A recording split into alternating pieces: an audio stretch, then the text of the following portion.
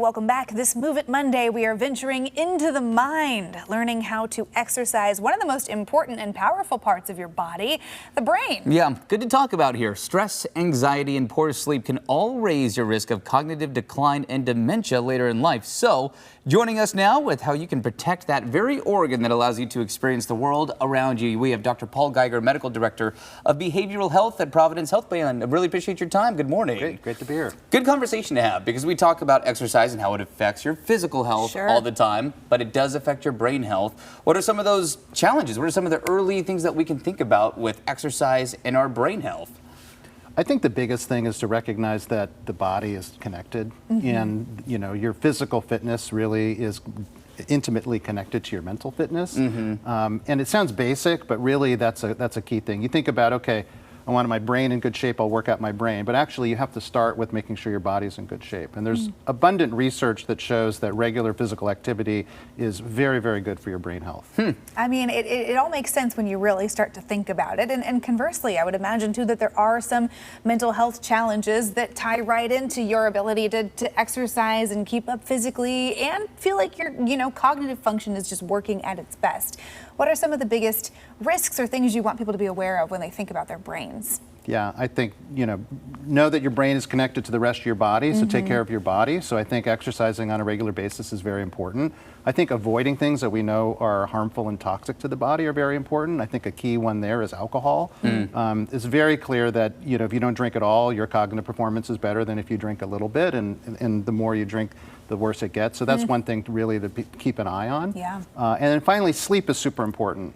Sleep is something that we just have started taking seriously over the last maybe couple of decades in medicine, but it is hugely important to your physical and mental health, particularly focus and concentration. Yeah. Dive into the sleep side of this a little bit more, because I feel like there's the old adage you need 8 hours, and then I feel like that number kind of fluctuates depending on who you are or what the science says. What is the recommended level of sleep or amount of sleep that you would say is needed to have a healthy brain? Yeah, I'll give you the favorite answer from a physician perspective is it depends. It probably varies person to person. I think the research shows somewhere between 7 to 9 hours. I think people have to figure out kind of what is enough. But I think if 8 hours is a good rule of thumb. But sleep, and people who have sleep problems, really their concentration and attention is really affected. For example, there's research that shows that people who have sleep apnea, which is a sleep disorder, they function basically about as well as somebody who is legally drunk on driving. No way. Wow. They've done studies on this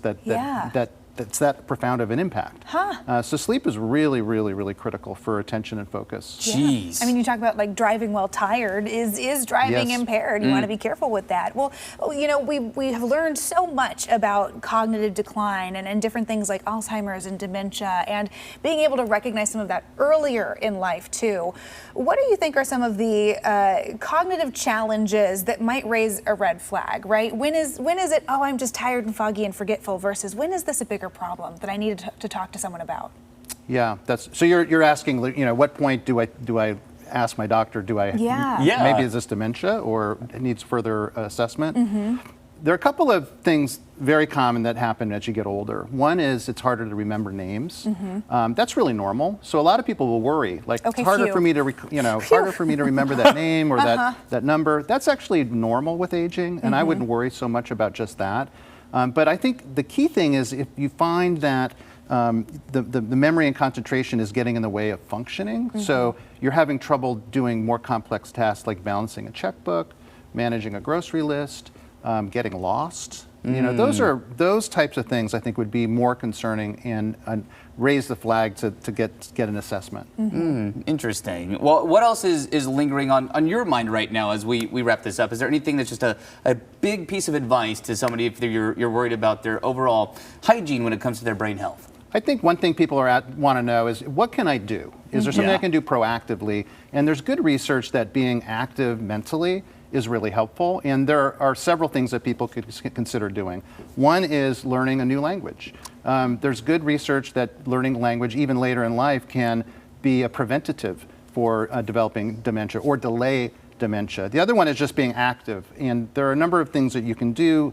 There are apps and other resources that people can use to do word tests, memory tests, those kinds of things. So just keep your mind active, and keep your mind active in different kinds of ways. Yeah, break up the monotony. And you mentioned phone apps. So it's, a digital screen is not inherently bad. It really depends on what you're looking at and what you're doing on it, right? That's right. It's a tool, and I think just like any tool, it can be kind of misused or overused. And I think if used in the right dose, it can be a helpful thing.